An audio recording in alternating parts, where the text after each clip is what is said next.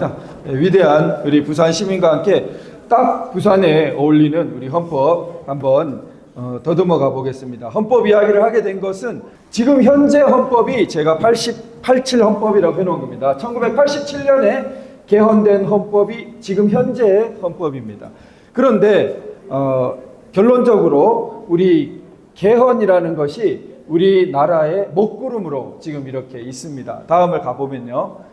제가 이 말씀을 드리려고 하는데 그 3번을 보시면은 헌법에 뭐 대통령 중임제를 한다 뭐 한다 이야기를 하면서 결론적으로 그게 그냥 정부 형태가 아니라 우리나라 체제를 변성하는 쪽으로 가게 된다는 것이 이제 제 이야기의 골자입니다. 그거를 충분히 이해하기 위해서 우리가 헌법에 대한 구성이나 그다음 우리나라 헌법의 특징을 한마디로 말하면 저렇게 말합니다. 내각제 요소가 가미된 대통령제, 헌법학계의 정설입니다. 그래서 그리고 사실상 결론적으로 헌법은 훌륭합니다. 지금 현재 헌법이 훌륭한데 헌법 탓을 자꾸 합니다. 헌법을 잘못 쓰고 있는 것이 문제인데 그래서 그거를 국민들을 속여서 체제를 변성하는 쪽으로 체제를 변혁하는 쪽으로 끌고 가는 거죠. 그 부분을 좀 자세히 빠른 시간 안에 한번 살펴보겠습니다. 가보시면요. 우리 이제 간단하지만 헌법 요체 박사가 되시는 겁니다. 자, 헌법은 소위 뭐 5.18을 실겠다는 전문이라는 앞에 있는 문, 전문하고 본문에 해당되는 130개의 조항하고 그 다음에 뭐 언제 개정했다, 언제 시행한다, 부칙 이렇게 큰 세 덩어리로 나뉘어져 있습니다. 그 다음 가면요. 그런데 헌법의 전문과 본문 중에 앞부분은 체제와 기본권을 다루는데 이게 훨씬 중요합니다.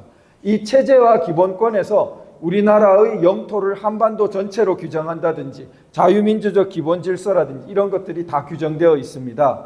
자, 그 다음에 두 번째 파트, 그러니까 앞부분은 체제와 기본권, 두 번째는 우리 소위 정부의 형태라든지 이런 거를 말하는 통치구조입니다. 자, 우리나라 통치구조 헌법을 보면은 아주 체계적으로 표신하게 3장에 뭐라고 되어 있습니까?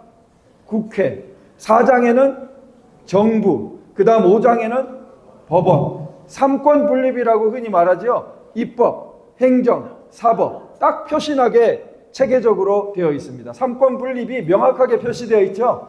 그렇게 하고 그 다음에 그것만큼은 아닌 헌법재판소, 선거관리, 지방자치 또 약간 독특한 경제조항, 헌법개정 이렇게 구성되어 있습니다. 가보면요. 자, 우리나라 헌법의 건국 헌법 때부터 지금 현행법까지 헌법까지 한마디로 유구하게 흐르는 그 요소를 내각제적 요소가 가미된 대통령제. 저러면은 뭐가 더 중요한 겁니까? 내각제입니까? 대통령제입니까? 대통령제가 중요한 거죠. 대통령제가 본체고 그런데 여느 대통령제와는 좀 다르게 내각제 요소가 첨가되어 있다. 가미되어 있다. 이게 운명적으로 우리나라가 출발하던 건국 때부터 이승만 대통령을 중심으로 한 대통령제, 유진호 박사, 한민당, 김성수 이런 분을 중심으로 한 내각제, 대립하다가 절충 타협을 해서 만들었습니다. 그 근본적인 모양이 계속 유지되고 있습니다. 자, 세계에 수많은 헌법이 있지만 자유민주 국가의 헌법은 대별하면 두 가지밖에 없습니다. 내각제적인 거나 대통령. 내각제 특징 한마디로 총리라고 부릅니다. 총리 혹은 수상.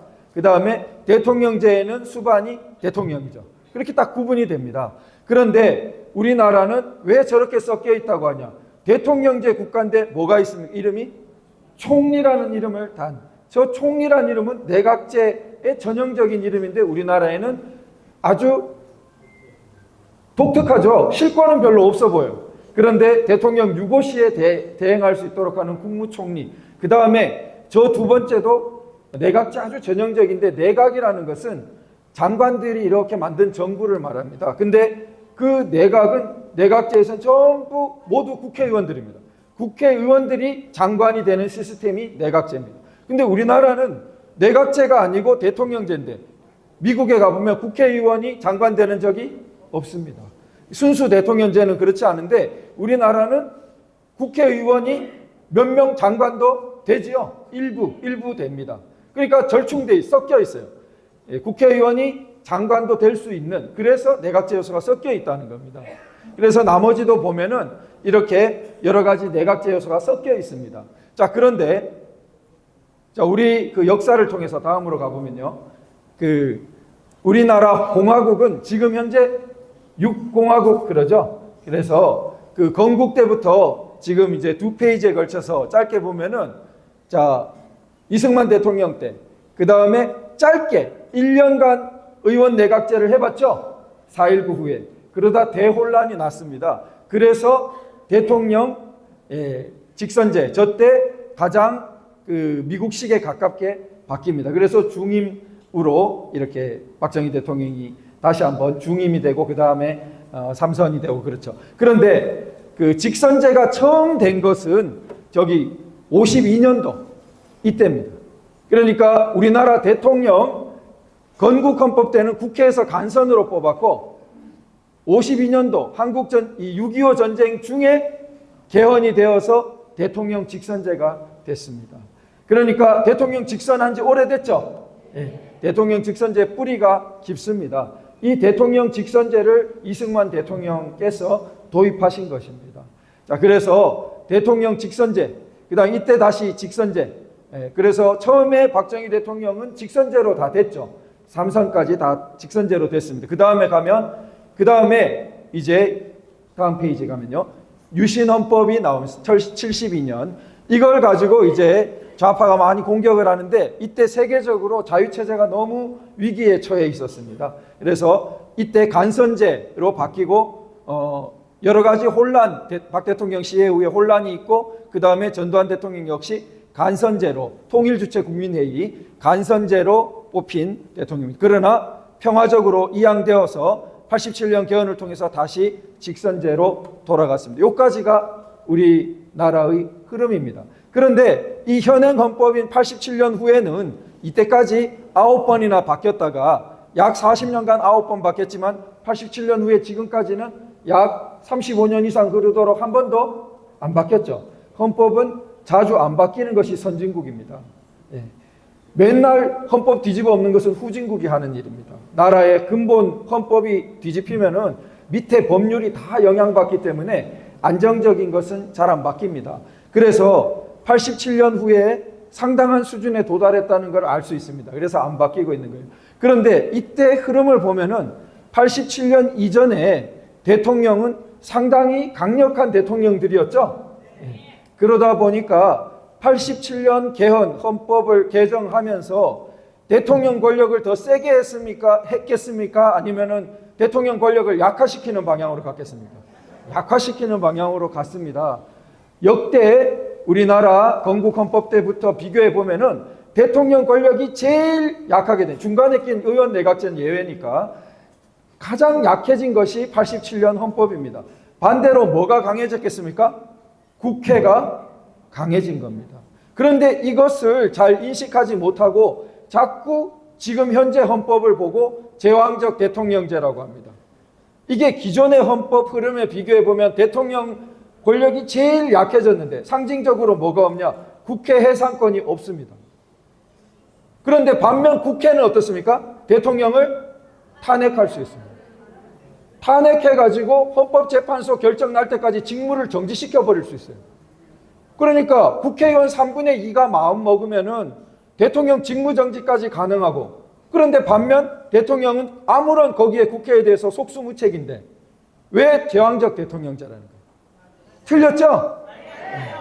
지금 국회 권력이 얼마나 강해졌는지는 오늘날 이루어지고 있는 일들을 보면 눈에 선하죠? 제왕적 국회입니다.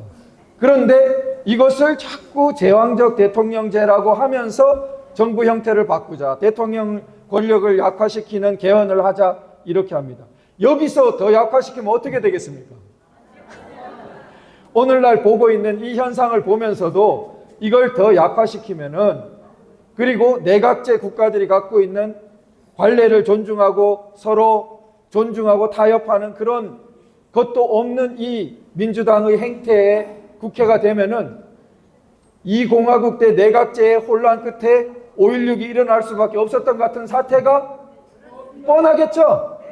그런데 그때는 5.16과 같은 세력이 있었지만 지금은 그런 세력이 있으라는 보장이 없죠. 없으면은 5.16과 같은 게 아니라 엉뚱한 진짜 이상한 좌익적인 세력이 그 혼란을 틈타서 독재적으로 등장할 수 있겠죠. 그래서 위험한 것입니다. 예, 다음에 가보면요. 그러니까 이 사람들이 대통령 중임제로 바꾸자 이런 식으로 꼬드긴 다음에 속셈은 체제를 변성하는 겁니다. 그게 이미 문재인 전 대통령 때 개헌을 추진하면서 우리 유명한 자유를 빼려고 했죠. 자유를 뺀다는 것은 개헌이 아닙니다. 개헌은 부분적으로 고치는 건데 아니 죽여버리는 거예요.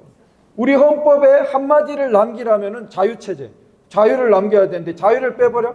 그러면은 우리 헌법을 죽여버리는, 대한민국을 죽여버리는 겁니다. 그럼 인민민주주의 국가가 됐는데 대한민국이 같은 대한민국입니까? 안 되는 거죠. 그래서 이 사람들이 그런 식으로 사망케 한다는 거죠. 자, 그 다음에 가보면요. 지금 조국은 이제 우리 개헌 시에 당장 기본권을 고치겠다고 나오고 있습니다. 저 기본권을 고친다는 게 말은 전부 뭐 복지에 해당되는 것 같으니까 그럴듯해 보이지만 예를 들어 노동이사제 같은 걸 도입합니다.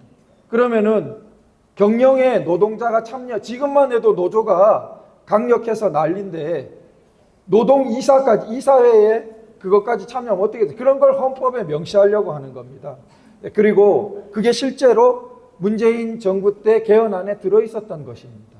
그리고 교회 다니시는 분들 아주 경계하시지만 잘 아시지만 양성평등이라고 되어 있는 우리 헌법에서 양자를 빼버리면은 바로 동성혼이라든지 그리고 뭐 젠더 뭐 온갖 그런 남자가 여자라고 막 주장한다든지 이런 게 가능해지는 헌법으로 바꿔버리는 겁니다. 그런 모든 것들을 열려는 거죠. 자, 그 다음에요. 자, 그래서 마지막입니다. 결론적으로 지금은 헌법이 문제가 아니라 자, 헌법에 탄핵이 명시되어 있다고 하더라도 미국은 탄핵 제도가 없냐? 있습니다. 있지만 미국은 어떻습니까? 탄핵 제도를 함부로 씁니까? 안 씁니까? 안 씁니다.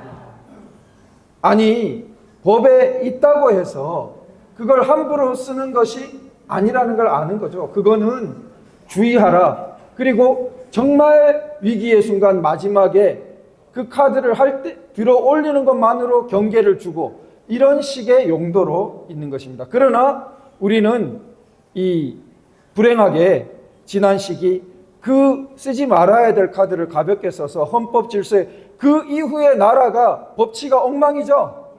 바로 그런 문을 열게 된 것입니다. 그런데 그건 헌법이 잘못돼서가 아니라 그 탄핵 제도를 잘못 쓴 탓이죠. 그러니까 헌법에는 삼권 분립이 제대로 되어 있는데 국회가 예사로 자기들 권한을 남용하면서 마구 독주하는 그런 잘못된 운용이 문제입니다. 자, 그래서 그 구분을 우리가 반드시 잘 지켜야겠고 우리나라는 지금 보듯이 건국과 허국에서 박정희 대통령, 전두환 대통령까지 낮은 단계의 법치와 민주주의, 비록 서구에 비해서 볼 때는 그때 약간의 제한이 있었던 것 같지만 유신헌법 시기라든지 5공화국 시기, 그러나 다른 면에서 국민이 잘 살아야, 경제적으로 잘 살아야 중산층 시민도 형성되고 실질적 자유도 확보됩니다. 이제 그러한 실질적인 자유가 올라가는 과도기적인 우리 좋은 중간 단계를 거쳐서 사실은 1987년의 의미를 잘 살렸다면 서구에 발달된 민주주의처럼 높은 단계의 법치의 민주주의를 하고 선진국으로 잘 나갔어야 되는데 약 10년 전부터 보면 이 방향을 까먹고 오히려 대한민국의 정통성을 부정하고 좋은 헌법 이념을 부정하는 자들이 득세하는 그러한 혼란을 맞이하고 말았습니다. 그래서 우리가 이런 혼란을 잘 직시하고 우리 헌법이 나빠서가 아니라 좋은 헌법을 잘 쓰지 못해서가 문제니까 헌법 고치자는 사람들은 체제 바꾸려는 사람들이라는 경각심을 똑똑히 가져야겠죠? 네, 그래서 우리 개헌의 개차 꺼내서 박수 한번 칩시다. 우리 너무 의미가 큽니다. 우리 부산은 우리나라의 위기의 순간마다 결정적으로 우리나라의 방향을 제대로 중심을 잡아왔던 우리 지역입니다. 우리 부산에서부터 이러한 자유체제를 발전시키고 체제 변성을 확실히 꺾어버리는 오늘 기념비적인 날이 될 것으로 믿고 여러분 함께 감사합니다.